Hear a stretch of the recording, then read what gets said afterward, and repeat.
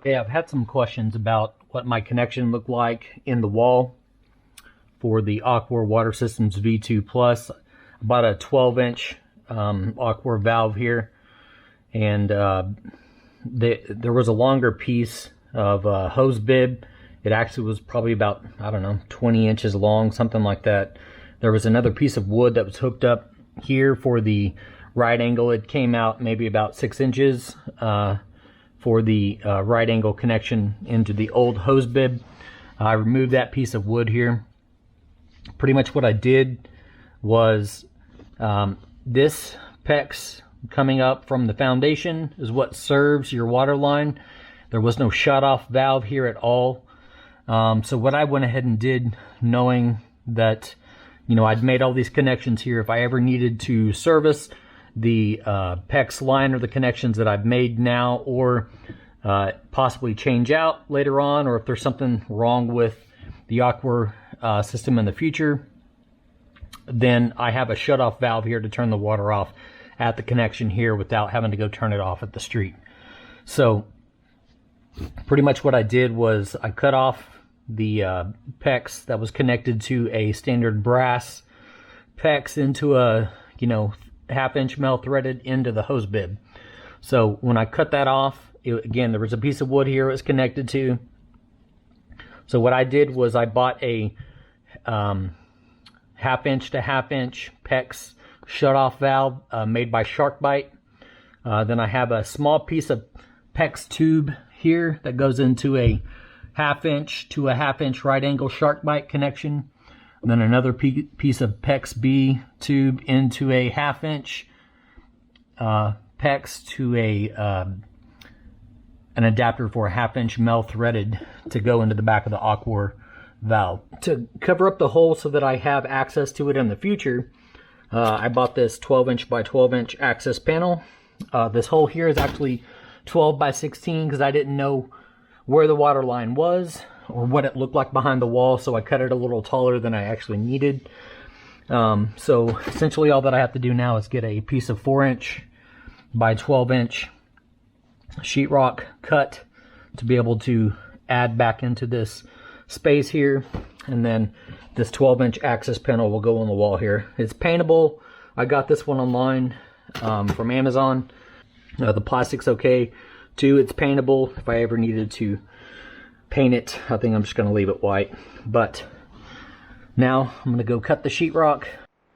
Alright, so essentially I've got my adjustable T-square here. I just need to go 4-inch. So I've got my 4-inch mark here, and then it needs to be 12 inches long, so I'm starting at a 24, so I just need to go to 36. So about right there. So I'm going to go ahead and mark that right there. 36 inch. I'm going to go ahead and score this up into that point. Go a little bit further. By the way, when you're cutting sheetrock, it's always good to have a brand new blade. I just put one in here, so we're good. So I've got that scored out. Now I just need to make this other cut here. Since I already scored it, I know where I need to cut. There's that. Go in. Actually come around here.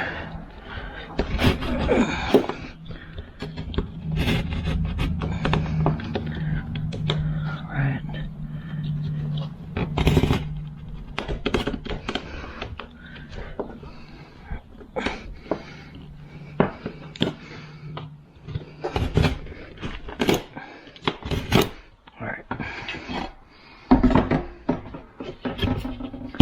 So now this should be able to fold down. You can see how it makes the crease here. So you can fold over, and all you do is just score the back of this line. It should come right off. Here are the sheetrock drywall repair screws that I typically use. I don't know if you can see kind of in the picture there, but you essentially put the drywall clips, one on each side typically, and it gives you an area to be able to screw into the sheetrock and the existing sheetrock on the wall. So, I'll show you what I mean. It comes with some screws, sheetrock screws, and then I believe it's 6 clips. Yep, 6 drywall clips. So, let me go ahead and throw this up like so. I think, where's my, I think I'm going to go ahead and cut this mesh here. Alright. So typically what you do, you get this, you know, make sure it's going to fit, okay? But basically what you do is you take this clip, you've got the skinny piece and then the tall piece. These little clips here help hang on to the sheetrock while you're screwing in your pieces. So I know that I'm going to have screws into the wood here, so I would just then need to stabilize it, 1, maybe 2 pieces on the bottom and then just 1 on the side. So I think I will just go ahead and do 1 about here, and then 1 probably about halfway up over here on the right side. So again, the skinny piece goes in behind the wall here, and then you just fit this here. Let me see where I need to put it. So about right there. So it fits like so. Okay, so they're sitting there, and then you put your piece of sheetrock, your new piece of sheetrock in. Okay, all right, get it all fitted up. So typically what you do is, remember that skinny piece comes down here, and there's a skinny one over here behind the wall. So you just have to drill in. And I typically, if you can get your hand in behind just to help brace it, and I go slow, because basically it's trying to find one of these small holes for the screw to go into and connect to. So then I just go a little bit below the surface of the existing sheetrock, and then you'll just patch and paint over that. So we'll need to do the same thing on this side. Grab in, and I'll go slow. Sometimes you don't get right in the perfect in one of those holes. It'll hit, you know, the piece of metal in between the holes. You got to back it out and find a different spot. But the good thing, it gives you a good length to be able to put your screws in. So I've got those in. So now I've got to add screws into the new piece of sheetrock here, and then 1 over here. All right. So we'll go up about that much. I'll hold this. Okay, just below the surface. And then one about here. Okay, just below the surface. See how this is secure over here now? Now I just need to get at least 2 pieces, or 2 screws over here.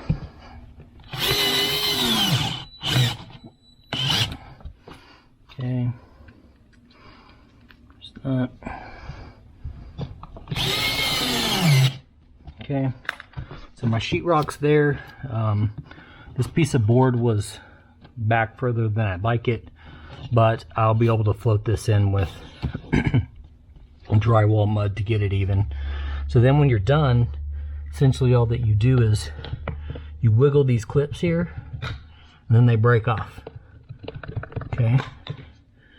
So then it gives you a smooth surface to be able to mud over these areas here. Okay, wiggle till they break off, and then I'll get that all patched up. So now, essentially, I'm going to cut this access panel and then dry fit it in.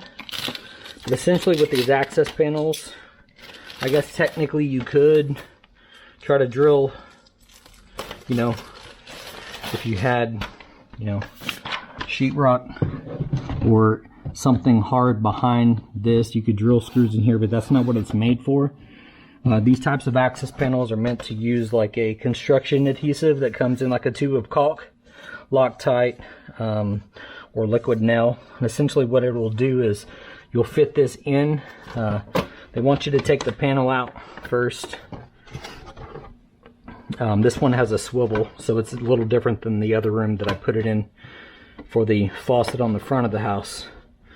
But this one swivels out as an access panel. The other one I have to actually pop out. So pretty much what you do is you'll dry fit it in here, and essentially I had already pre-measured everything. So what I'll do is, now that I know it's everything's covered up, all the holes, I still just have to patch here. So probably what I'm going to do is wait to attach this to the wall until I can get the mud on here, get it smooth, and then I'm going to go ahead and put this in.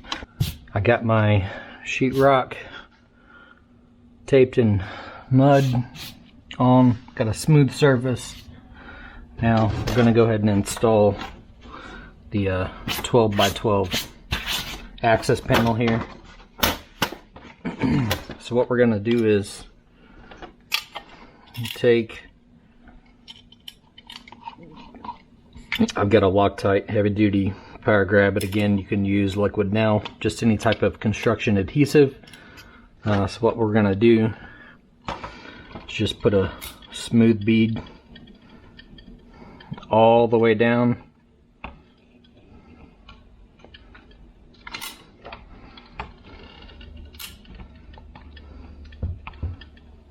Okay. Let me grab this.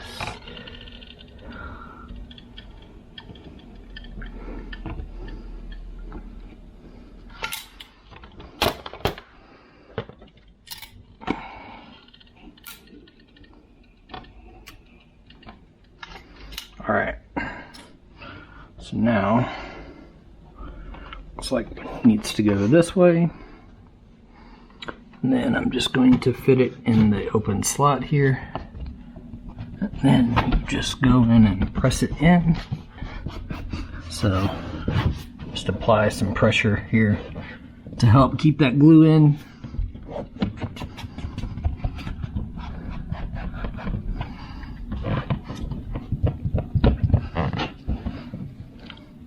Essentially, you would just use something to pop open this hatch here.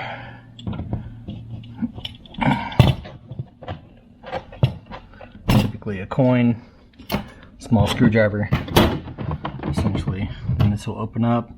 I have access to the hatch for any future use. Turn it off in the winter, turn it on. Now I'm going to go ahead and fill in the rest of this insulation here. Just stuff it back in here.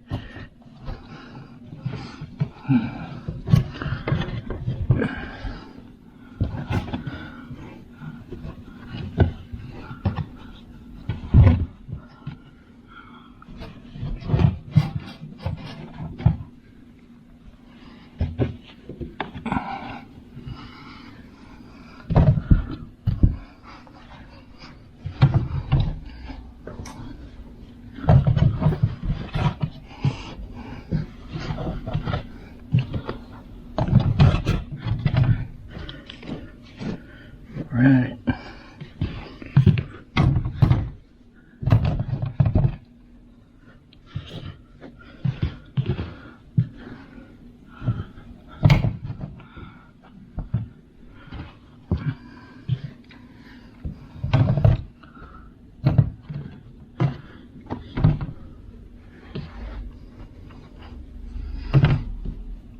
Alright, now I've got access. Just close it up when you're done.